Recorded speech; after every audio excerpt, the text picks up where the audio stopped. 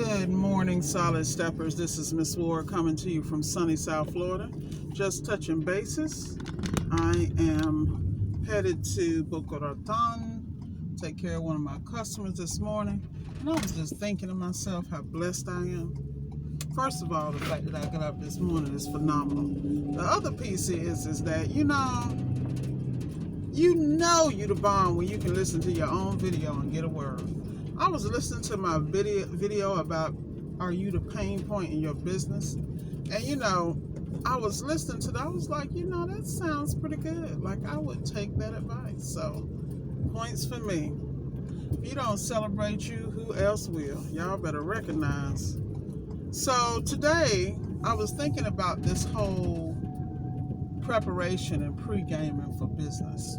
And not business. I'm going to actually break it up a little bit. So say for instance,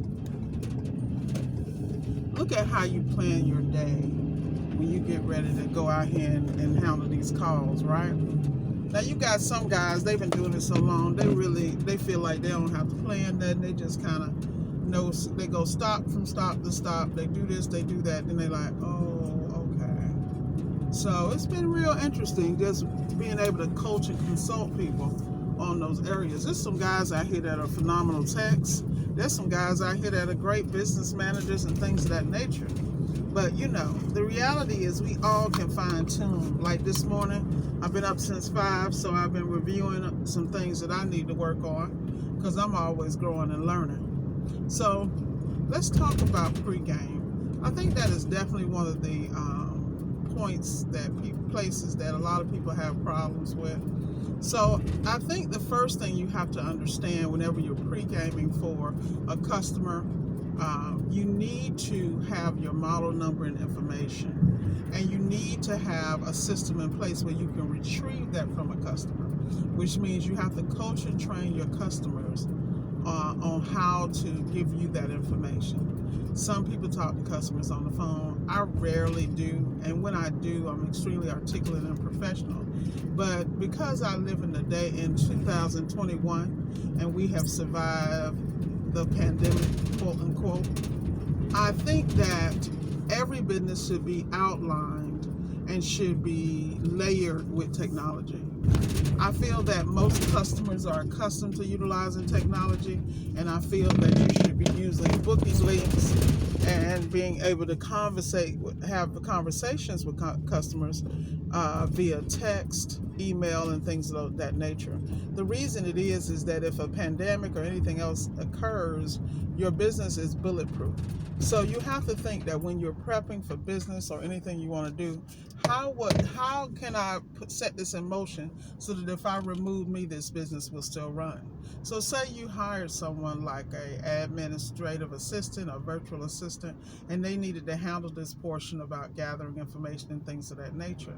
Well, you have to have I don't want to say script, but I'll say that for lack of a better word. Say they talk to the customer, what questions do you ask? Say you don't talk to the customer, what questions do you have technical support to forward to them and then retrieve?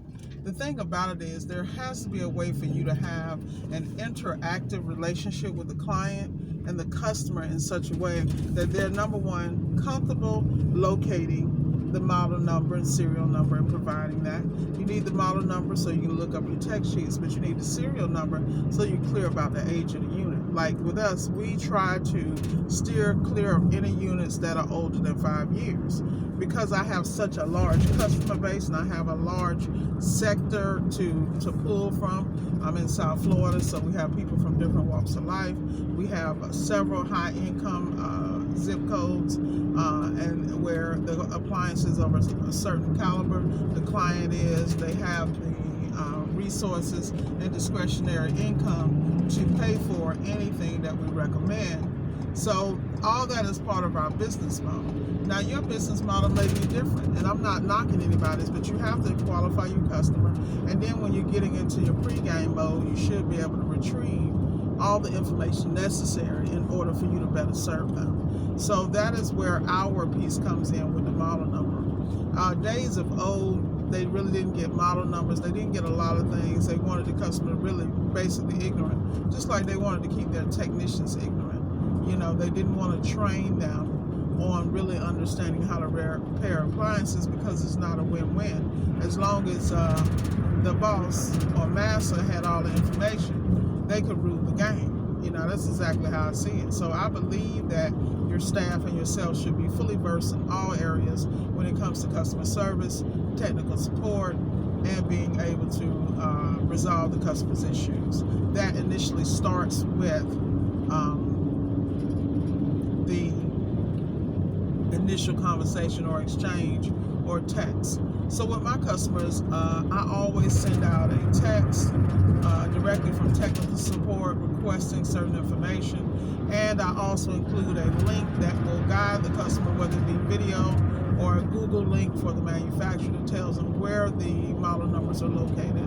I also ask them to send pictures and images of the appliance. That way I have an idea of where the appliance is located, what additional tools I may need to remove it, like if it's a stackable in a tight spot, or if it's, makeshift, or if it's a built-in. These things you need to know, because this helps you to be able to move forward and to better serve your customer, because you have an idea of what you're walking into. Most people, I just don't really understand how most people go to customers that are not prepared. They like, okay, I'll get it when I get there. Well, you getting it when it get there. First of all, you're not prepared, and you looked at, and that energy is in the room. You want to always be able to control the environment, and you control the environment by being clear about what you're walking into. And if it's something that's over your head, you can actually determine that, refer it to somebody else, or advise the customer accordingly that at this time you can't service them. I mean, it is what it is, but to go into these situations blindly, to me, is just not professional, and I feel like you do a disservice to the customer and yourself. Once you retrieve that information, it's imperative that you go to, whether the manufacturer of your choice. Service matters, of course. I'm going KitchenAid, Whirlpool, all the appliances that they cover, and I'll load in my model number. I'll look at the different versions. The reason I look at that, because there are some things in one version that they may have technical support on that's not in another version. Those of us who really study appliances and get out here in the field, you are clear about what I'm talking about. Those of you who are just getting in, I suggest you get on the game, because you will find yourself in situations and not moving forward because you don't have the service bulletin. You don't have access to these things. So when I hear people squawking about the inability to pay for knowledge and education, I just shut my ears, because I understand that you're going to pay either way. Either you pay to learn and apply what you learn, or you pay by several comebacks, several recalls. You're going to lose money either way. At some point, you decide you want to be a real business owner, and you invest in the experience. You invest in the education. You invest in a coach. You invest in whatever you need to circumvent that learning curve. Just like I said, people hear me talk in different ways on my videos. People are probably in shock that I can even have this caliber conversation, but people who really know me, they know I'm a real boss, because I can flip the script and still land on my feet. But these are skills that I accumulated throughout my life and through the various situations, from working from the bottom man on the totem pole up to the top end of several corporate organizations I have worked for and been in leadership. So don't get it twisted. Never judge a book by its cover, and don't shoot the messenger. Get the message, apply it to your life, and make it work for you. It's plenty times I had to get information and learn from people I didn't like, who didn't like me, blah, blah, blah. It ain't about like, it's about success and investing in yourself. You got to be able to make those decisions, push the button, and pay for the knowledge, and then apply it and maintain the relationship. There are a lot of people that I've coached in the past. They can get anything they want from me because they showed respect from the door. They were provided the assistance and helping hand when I needed, no questions asked. That you can't train. That you can't coach. That is their integrity and the fabric of who they are. They didn't come to me every day with a handout. So shout out and kudos to you. You know who you are. getting back to the topic at hand, once you pull the information from the selected website, you want to make sure, because you gathered all the information from the customer, like say there's a problem with the refrigerator. Is the refrigerator warm? Is the fresh food section warm? Is the freezer still cooling? You want all this stuff because you want to go in with some idea of whether this is going to be an airflow issue, where is an issue with a damper or ice buildup in those areas, or is it related to an issue where it's frosting and there's a gasket leak? I mean, or is there no cooling at all? So is there a problem with the compressor, the seal system, or is there power not going to the unit? I recently had a 2020 model, repeat, 2020 model Samsung. These have a major issue with the PCB board. They had, when I got there was no lights, nothing, no power. So of course I pre-gamed before I got there. I showed up with the board, made the sale. That job ended up being, for 15 minutes, I made what, $547. But there was, when I first started, I wouldn't have known where to look and how. I wasn't familiar. And this is what I'm trying to explain to people. You got to get out here and get boots on the ground. You cannot, and now you can't analyze appliance repair and go at it. You know, there's no way you can do it. The only way you can do that is if you take over a business, people in place, and they just haven't been managed or coached properly.